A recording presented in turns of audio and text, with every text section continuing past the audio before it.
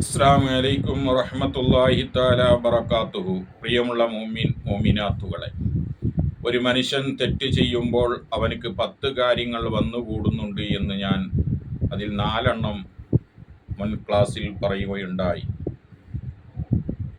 ഇനി 6ാമത്തെ കാര്യം, ഒരു മനുഷ്യൻ തെറ്റ് ചെയ്യുമ്പോൾ ഈ ലോകത്തിലുള്ള എല്ലാ വസ്തുക്കളും അവൻ്റെ ശരീരത്തെ ബുദ്ധിമുട്ടാക്കുന്നുണ്ട്.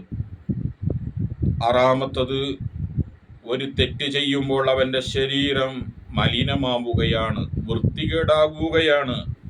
8ാമത്തത്, നമ്മളെ കാത്തു നിൽക്കുന്ന ഹാഫിളീങ്ങളായ മലക്കുകളെയാണ് തെറ്റ് ചെയ്യുന്ന വ്യക്തി ബുദ്ധിമുട്ടാക്കുന്നത്. മലക്കുകളെ ബുദ്ധിമുട്ടാക്കിയാൽ പറയേണ്ടതില്ലല്ലോ.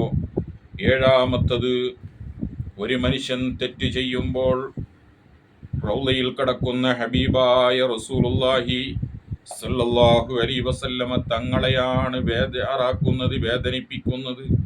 ഒരു മകൻ വാപ്പയെ വേദനിപ്പിക്കുന്നത് പോലെയാണോ? ഉമ്മയെ വേദനിപ്പിക്കുന്നത് പോലെയാണോ?